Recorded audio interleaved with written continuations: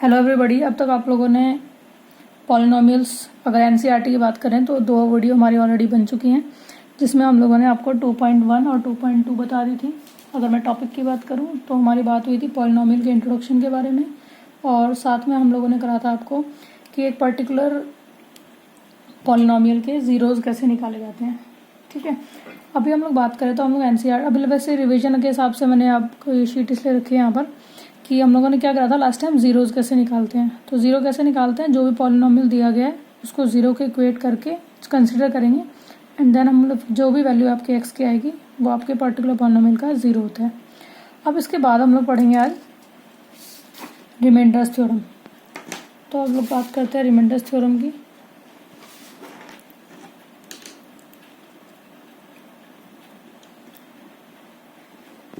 ठीक है, reminders theorem.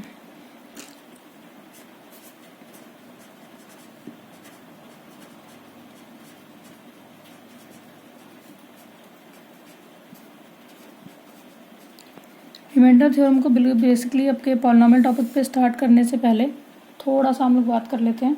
आप लोगों ने पहले जो बचपन में पढ़ा हुआ है छोटी क्लासेस के अंदर,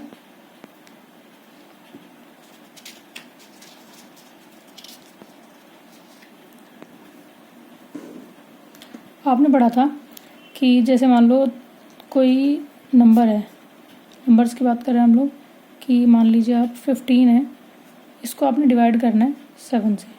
तो आप लोग कैसे डिवाइड करेंगे, 7 2 टाइम्स पे यहाँ पर जाता है और ये आपका 1।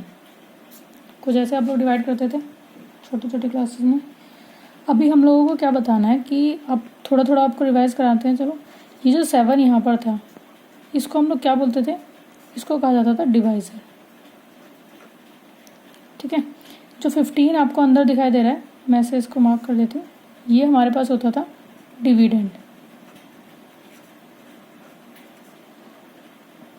ये जो आंसर हमारे पास आता था फैक्टर की फॉर्म में, इसको हम लोग कहते थे क्वोशिएंट। ठीक है, और ये जो 1 हमारे पास बचता था जो डिवाइड नहीं हुआ है हमारे पास अभी, इसको बोलते हैं रिमाइंडर।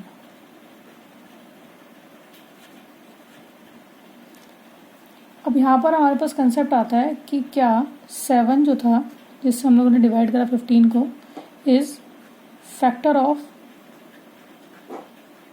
15। क्या 7 जो है वो 15 का फैक्टर है? तो जो आंसर हमारा आएगा यहाँ पर वो आएगा नो। क्यों नो? क्योंकि जो 7 फैक्टर सिर्फ तब कहलाएगा जब यहाँ पर जो रिमाइंडर आने वाला होगा वो क्या होगा, ज़ीरो होगा। ठीक है ना, बिकॉज यहाँ पर जो रिमाइंडर है वो ज़ीरो नहीं आया ना, 1 which is not equals to 0। तो इसीलिए हम लोग कह सकते हैं कि 7 जो है वो 15 का फैक्टर नहीं है। इसी के अंदर हम लोग बात करेंगे दूसरे वाले केस की। हम लोग इसको दोबारा से डिवाइड करते हैं। 15 को हम लोगों ने 5 से डिवाइड किया, दैट इज़ कंप्लीट चला जाएगा 15। कितने टाइम्स पे जाएगा, 3 पे। तो now 5 is factor of 15, yes 5 is factor of 15। ठीक है ना, अगर 5 15 का फैक्टर है तो 3 क्या है, तो 3 भी 15 का फैक्टर होगा। 3 इज आल्सो फैक्टर। तो आपको ये ध्यान रखना है, ये बहुत पुराना क्लास 3rd के बच्चे पढ़ते थे जहाँ तक मुझे ध्यान है। Divisor, dividend, quotient and remainder, कोई भी चीज़ किसी का फैक्टर तब होती है जब उसका डिवीजन करने पर हमारे पास रिमाइंडर क्या बचता है, 0। अगर 0 नहीं बचता है तो वो उसका फैक्टर नहीं होती। ध्यान रखना, यहाँ पे नो आपके पास लिखा हुआ है, मैं रेड मार्क कर देती हूँ उसको। ये इसका क्वेश्चन, ये इसका आंसर। ठीक है ना, 7 is factor, no 7 is not factor. इसके बाद हम लोग बात करते हैं, यहाँ पर ये फैक्टर है। तो इससे हमें ये समझ आया कि अगर 5 15 का फैक्टर है तो 3 भी 15 का फैक्टर है। कैसे, चेक करके दिखा देते हैं यहाँ पे साइड पे छोटा सा। इस बार डिवाइड कर लेते हैं हम लोग 15 को 3 से, तो कंप्लीट चला जाएगा। यस ऑफ कोर्स, ये बहुत ही ज़्यादा छोटे बच्चों वाला कंसेप्ट हो गया। 3 5 ज़ा 15, तो यस 3 इज़ आल्सो फैक्टर। ठीक है, ये तो हो गई पुरानी बात जो आप लोगों ने बचपन में पढ़ी थी। अब बात करते हैं हम लोग अपने रिमाइंडर्स थ्योरम की पॉलिनोमियल्स के अंदर।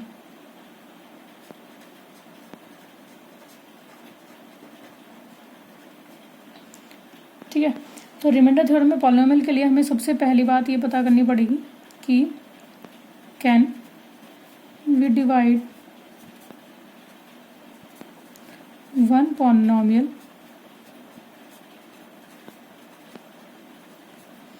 With other. क्या हम एक पॉलिनोमियल को दूसरे पॉलिनोमियल से डिवाइड कर सकते हैं? Just like numbers.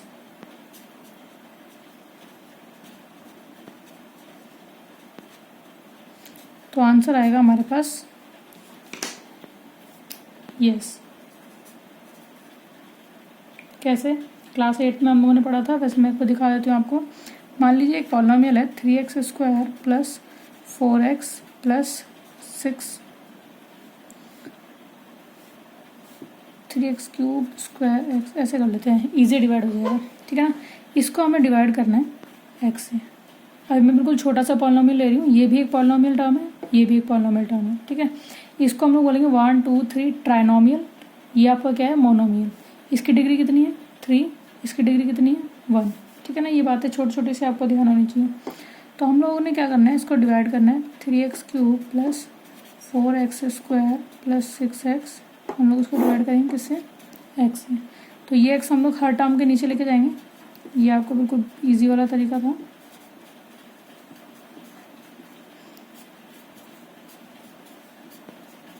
अब देखेंगे यहाँ पे 3 पावर है, यहाँ पे 1 है, कैंसिल हो जाएगा। 3x स्क्वायर हमारे पास का बचेगा आंसर। ये आप कैंसिल करोगे 2 से तो कितना बचेगा? 4x, और ये आप कैंसिल करोगे तो 6। तो हो गया ना पूरा डिवाइड। तो यस, हम लोग पॉलिनोमियल्स को डिवाइड कर सकते हैं। तो आंसर इज यस, ठीक है। अब ये बात तो क्लियर हो गई कि जैसे नंबर्स को डिवाइड किया जाता है ऐसे ही पॉलिनोमियल को भी डिवाइड किया जाता है। अब ये पूरा डिवाइड हो गया, तो अगर पूरा डिवाइड हो जाता है तो क्या हो गया? ये फैक्टर। तो therefore x is factor of polynomial. Polynomial को हम लोग थोड़ी देर के लिए मान के चल लेते हैं कि ये हमारा पॉलिनोमियल क्या है? px। इसको हम लोग ने मान लिया px।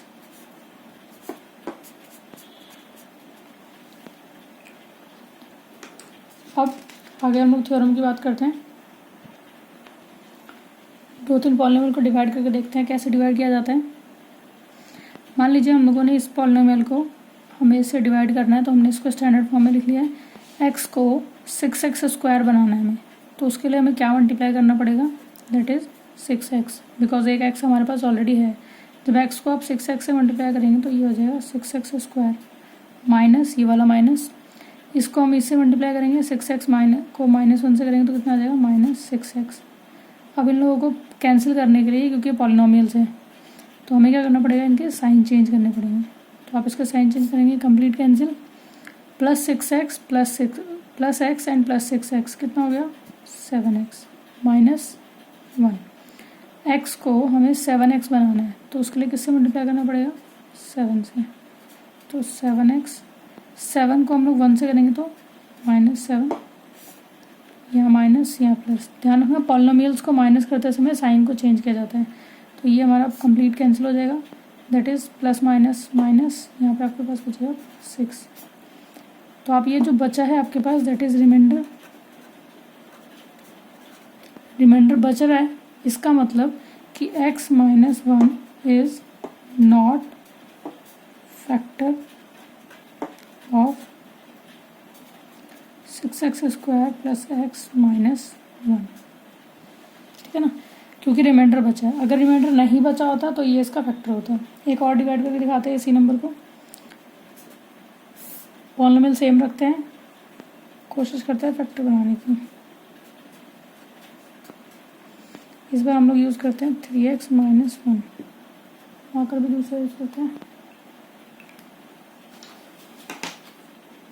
तो आप ये देखिए 3x को अगर हमें 6x बनाना है तो 3 2 जा 6, तो यहाँ पे 2 आएगा।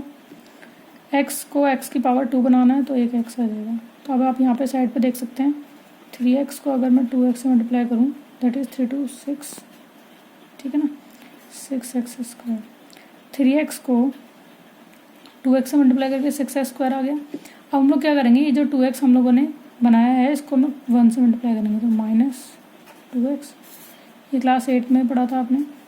ये cancel, plus x plus 2x तो कितना हो गया हमारे पास प्लस 3x, ऊपर से आता है -1, 3x सेम वैल्यू है तो हमें क्या करना पड़ेगा, जस्ट 1 से मल्टीप्लाई करना पड़ेगा, तो ये आ गया हमारे पास 3x। अभी हम लोग इसी 1 को इस 1 से मल्टीप्लाई करेंगे, -1, ये कैंसिल, आप ये देख सकते हैं कंप्लीट टर्म कैंसिल हो रही है, तो ये आ गया आपके पास 0।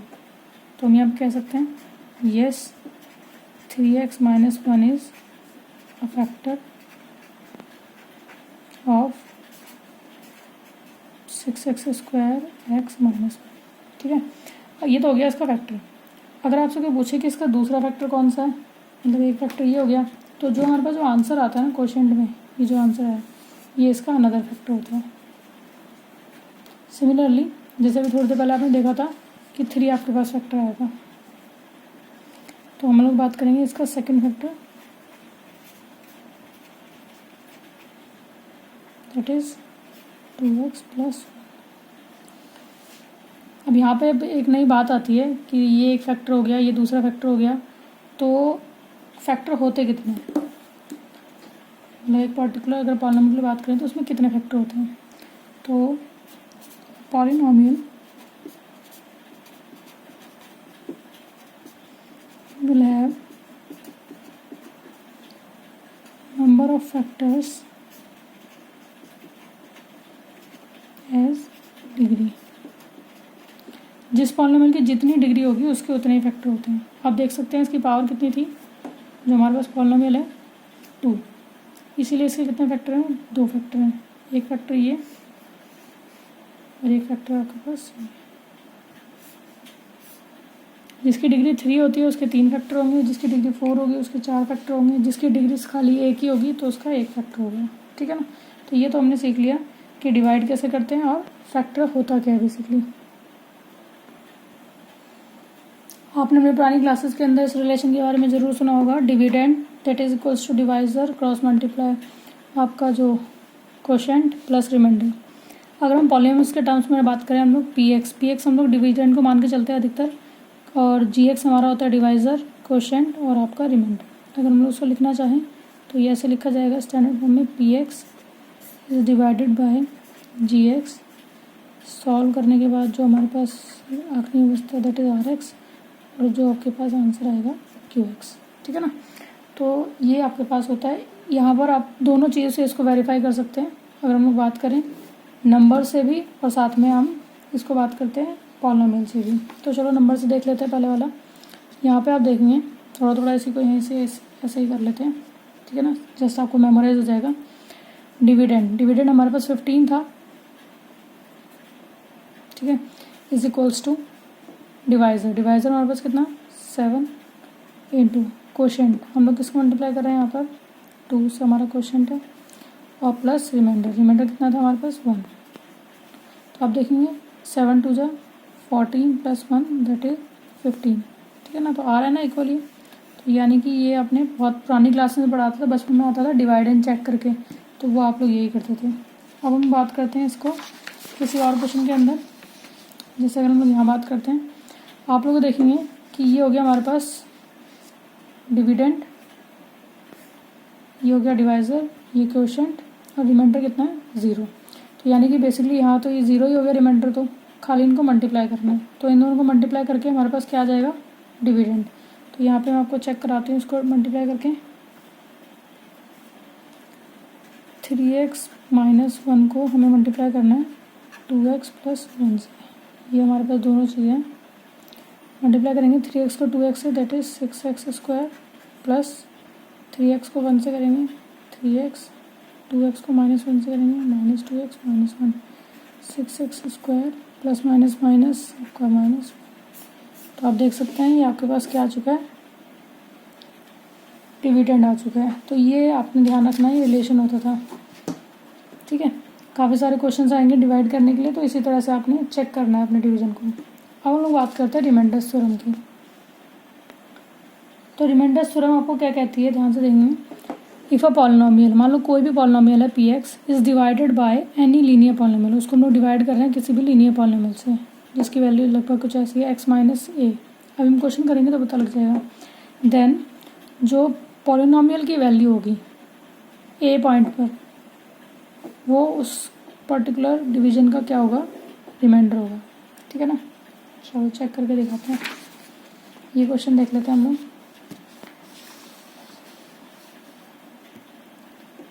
ये हमारे पास था पॉलिनोमियल पी एक्स, यानी कि पी एक्स हमारे पास क्या हो गया, 6x²।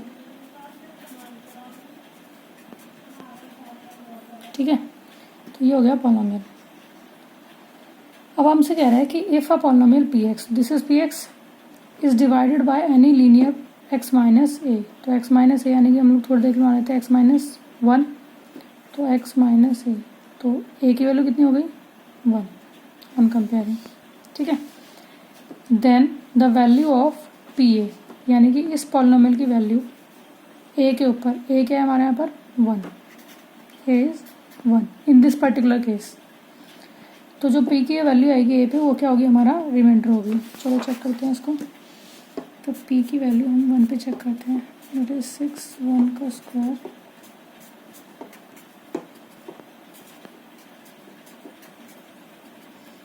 कितना है आपके पास, ये 1 और 1 कैंसिल हो जाएगा, 6, यानी कि p की वैल्यू 1 पे हमारे पास कितनी आई, 6। इसको हम कह सकते हैं इज द रिमाइंडर। ढंग से चेक करना, हमने बिना डिवाइड करे रिमाइंडर निकाल दिया। तो बिना डिवाइड करे रिमाइंडर कैसे निकालते हैं, जो भी वैल्यू दे रखी है उसकी हम लोग वैल्यू निकाल के, अच्छा इसकी वैल्यू निकालते कैसे हैं, आप इसे कहीं साइड पे ले जाओ, x माइनस ए, इसको कहा जाता है फैक्टर या फिर डिवाइजर। अगर ये पूरा मल्टीप्लाई हो जाता है, पूरा डिवाइड हो जाएगा तो ये फैक्टर है, डिवाइड पूरा नहीं होता है तो ये डिवाइजर तो कम से कम है ही। अगर ये फैक्टर है तो x माइनस ए, इसको हम लोग 0 के इक्वल डाल के यहाँ से क्या निकालेंगे, x की वैल्यू। ये x की वैल्यू हमें कहाँ पुट करनी है, पी एक्स के अंदर। जो भी आंसर आएगा वो हमारा क्या हो जाएगा, उस क्वेश्चन का रिमाइंडर। ठीक है ना, तो ये होता है आपके पास रिमाइंडर। हम लोग चेक करते हैं हमारा डिवाइड करके रिमाइंडर कितना आया था। ये था आपका डिवीजन, ये था हमारा रिमाइंडर 6, और ये हमारा आया थ्योरम से 6।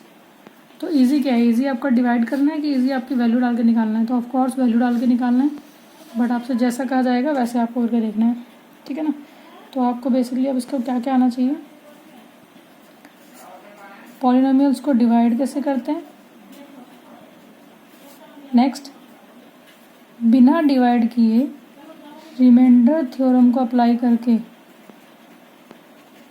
हम लोग किसी भी पॉलिनोमियल का विदाउट डिवीजन, ठीक है ना, विदाउट लॉन्ग टर्म डिवीजन क्या निकाल सकते हैं, रिमाइंडर निकाल सकते हैं। तो ये आपके पास टॉपिक है, ये आपको ध्यान रखना है। इसी पे आपकी बेस्ड है एक्सरसाइज 2.3। तो हम लोग बात करते हैं अब एनसीईआरटी से। अगर एनसीईआरटी से बात करें तो 2.3 एक्सरसाइज काफ़ी छोटी सी एक्सरसाइज है आपकी। जैसे कि 2.3 है तो क्वेश्चन में सिर्फ 3 ही क्वेश्चन है। क्वेश्चन नंबर 1 में आपको क्या कह रहा है, पी एक्स आपको दिया गया है,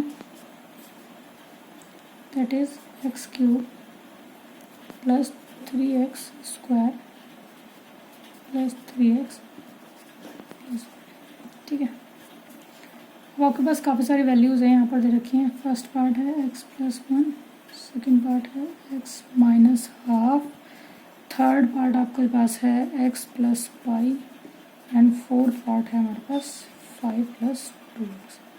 अब इन सबसे आपको चेक करना है कि इसका रिमाइंडर क्या होगा, वो भी बिना डिवाइड किए।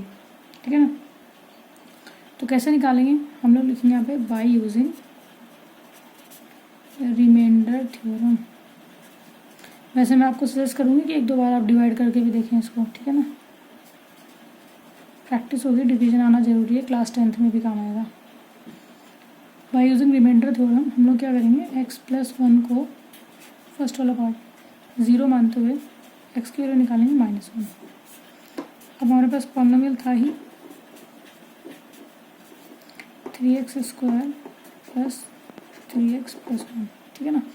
अब हमें रिमाइंडर निकालना है, तो कुछ नहीं करना, जो x की वैल्यू हमारे पास आई -1 उसके ऊपर इसको सॉल्व कर देना, जो भी आपके पास आंसर आएगा वो आपका रिमाइंडर हो जाएगा। करते हैं। -1 का क्यों हमारे पास -1 होता है, क्यों होता है, -1 -1 -1 3 बार आप मल्टीप्लाई कर रहे हैं इसको, तो ये हो जाएगा आपके पास minus minus plus 1, then again -1 plus minus minus -1 का स्क्वायर 1 आपका माइनस माइनस प्लस। तो ये छोटी छोटी बातें, इनका ध्यान रखना है आपने। -1 -3 प्लस 1, ठीक है ना, दिख रही चीज़ें। तो इसको आप सॉल्व कर लेंगे, ये आपका आ जाएगा रिमाइंडर।